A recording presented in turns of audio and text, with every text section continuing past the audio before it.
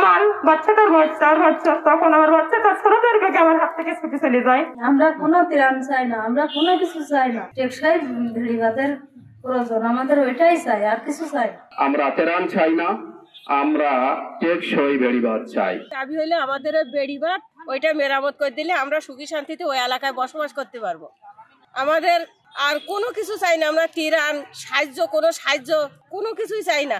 আমাদের শুধু দাবি আমাদের ওই বেড়িবাঁধটা মেরামত করে দিলে আমরা সব দিক থেকে আমাদের সার্বিক চাহিদা কাটিয়ে উঠতে পারবো।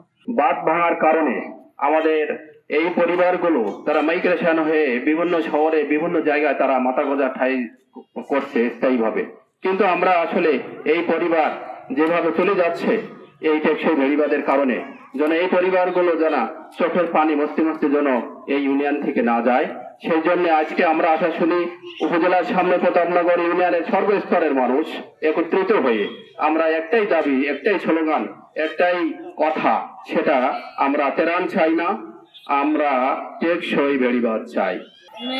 স্বামী সন্তান নিয়ে সবাই ঘুরে বেরিয়েছি, এবার এই সময় দেখি খুব ঝড় হচ্ছে, ঝড় হলে আমাদের ওই ঘরের চাল উল্টুই গেছে, গেলে আমরা কাকিমাদের বাড়িতে গেছি, তখন দেখলাম মাইকে সবাই বলতেছে যে সব সাবধানে থাকো, সব রাজশাহী আশ্রয় কেন্দ্রে যাও। আমরা ওইখান থেকে উঠতে দেখলাম সেই কাকিমাদের ঘরের ভিতরেও জল উঠে গেছে।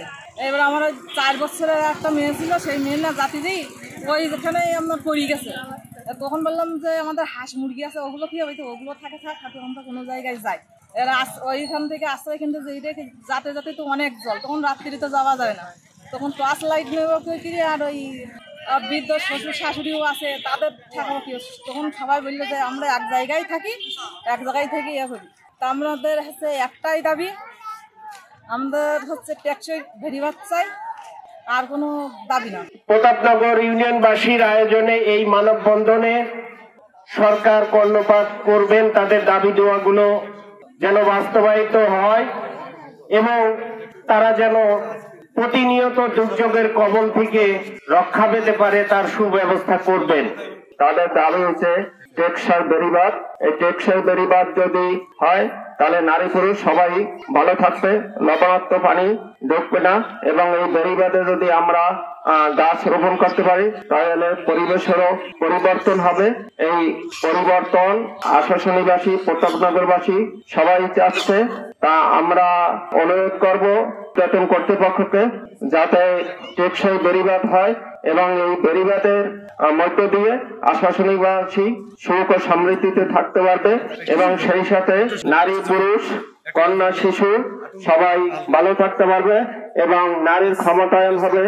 রাত 3টার সময় যখন আমরা শিয়ারি করতে উঠবো, এমন সময় চতুর্দিক থেকে মাইকের আওয়াজ আসে যে যে যার বাচ্চা কাচ্চা নিয়ে তোমরা তাড়াতাড়ি ঘর থেকে বাইর হও, অবদার অবস্থা কিন্তু ভালো না। এমন সময় মাত্র 10 মিনিট পর আমরা ঘর থেকে বেরিয়ে দেখি যে আমার বারান্দাটা 10 ফুটের মতো উঁচু, আজারির মধ্যে পানি উঠে গেছে।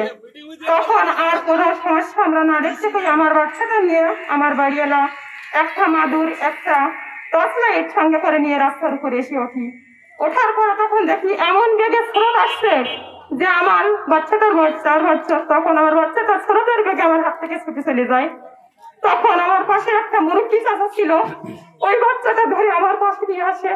তখন ওই কাপড় দিয়ে বেঁধে ওই বাচ্চাটা নিয়ে আমি আশ্রয় কেন্দ্রে চলে আসি। চলে আসার পর ওখানে 3 দিন না খাওয়া না দেওয়া, কোনো চুলো জ্বালাবার কোনো উপায় নাই। বিষয়টাও নিলে ইউনিয়ন থেকে আমার ওখানে বড় মেয়ে বিয়ে দেওয়া, ওখান থেকে 3 দিন পর আমাদের ভাত রান্না করে নিয়ে যায়, তারপর বাচ্চাটার মুখে দুটো ভাত দিয়ে।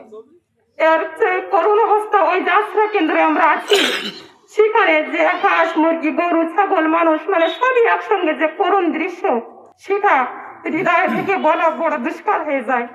এজন্য আমরা চাচ্ছি যে আমাদের ভবিষ্যৎ, আগামী দিনের ভবিষ্যৎ আমাদের বাচ্চা কাচ্চা, কিন্তু আমরা যেটা পরিস্থিতি হয়েছি এটা যেন আমাদের বাচ্চা কাচ্চা পরবর্তীতে না হয়, সেটার জন্য আপনাদের কাছে আমাদের দাবি, আমরা ত্রাণ চাই না, খাওয়ার চাই না, কিছু চাই না, আমরা চাই যে আমাদের একটা টেকসই বেড়িবাঁধ। এই বাঁধ ভাঙার পরে কিন্তু শহরে যাওয়ার পরে কিন্তু তারা আসলে ভালোভাবে তাদের জীবিকা নির্বাহ করার মতো ব্যবস্থা করা হয় না।